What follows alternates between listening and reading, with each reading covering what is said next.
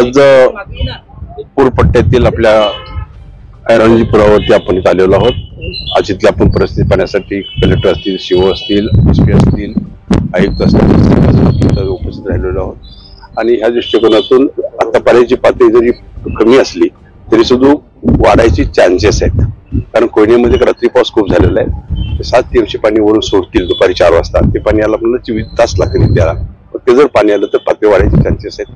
त्यामुळं प्रशासनानं सज्ज राहावं अशा आम्ही आदेश केलेले, आणि ज्या ठिकाणी शिफ्टिंग करायचं त्या ठिकाणी शिफ्टिंगची प्रोसेस करावी, आणि येणार नाही पाणी किंवा आता होणार नाही अशा आठवड्यामध्ये राहू नये की आपण 35 वर गेलो आपण तर आपल्याला प्रोसेस चालू करावी लागेल। त्या पद्धतीने आपण आदेश दिले। 35 नंतर आपण ऍक्सिडेंट राबवून आपण सगळ्यांना आधार देण्याचा निश्चित प्रयत्न करतोय। सांगली जिल्ह्यातल्या पूरग्रस्त टप्प्यातल्या सगळ्या नागरिकांना माझा करू नका, शासन सांगेल तेवढं तुम्ही ऐकलं तर निश्चितच त्यामध्ये आपल्याला बरंच काही साध्य करता येईल।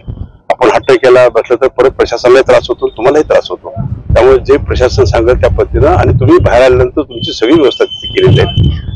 जनावर असते त्यांचा चारा पाणी, आपल्या भोजनाची व्यवस्था, आपल्या आरोग्याची व्यवस्था सगळी काळजी घेतली जाईल। त्या पद्धतीनं प्रशासनाला आदेश दिलेले आहेत।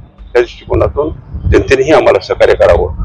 पूर येऊ नये, आता पातळी बघितलं तर आपली 30, 35, 32 पर्यंत जाते, पण पांडुरंगाला विनंती हेच करेन की इथंच थांबू, आता ह्याच्यावर नेऊ नको पांडुरंगाला मी विनंती करतो। हो, आता सुद्धा म्हैसाळ सुरू केलं मी, आज आदेश देतो टेंबू ताकारी म्हैसाळ तिन्ही स्कीम आपण चालू करतोय की जेणेकरून हा पाऊस तिकडून नसतो, पुढचा पाऊस तिकडे असतो, लिफ्ट करून एवढा फरक पडेल असं वाटत नाही एवढा समुद्रातून पाणी उचलायचं, पण तरी पण त्या लोकांना आधार मिळेल त्या दृष्टिकोनातून तुम्ही प्रयत्न करेल। आज मी आदेश देतोय ताबडतोब चालू करायची मी पाणी करणार आहे। पाणी केल्यानंतर परिस्थिती बोलणार आहे की साहेब आलमट्टीचं पाणी डिस्चार्ज वाढवावं लागेल, कारण कोयनेचं डिस्चार्ज वाढतोय आणि त्यामुळे पुराची भीती इथं सांगली कोल्हापूरला येते त्यामुळं आपण आलमट्टीचा डिस्चार्ज ताबडतोब वाढवायची विनंती करा।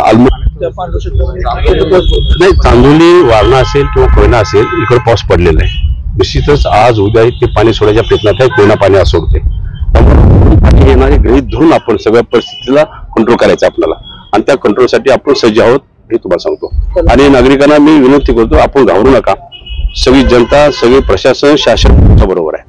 पुलावरून पाणी चालले ते वाहतुकीसाठी बंद केले आपण, आता 11 बंधारे पुलाखाली गेले ते बंद केले, आणि बंधारे जसे पूल असेल, वाहतूक असेल, पाणी जात असेल, पाणी त्यावर गेलं तर ते बंधारे ताबडतोब बंद करायचे आदेश केले आपण। त्यामुळे तिथं पोलीस यंत्रणा राबेल आणि त्या पद्धतीने करेल।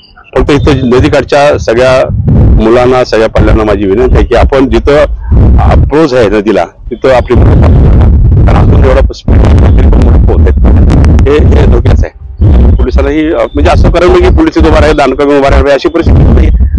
स्वतः जर आपण सोयीची काळजी घेतली तर ते सगळ्यांना फायदेच ठरेल। त्यामुळे तिथं पोलीस पाहिजे। आता एक लक्षात ठेवा, आता एक लक्षात ठेवा,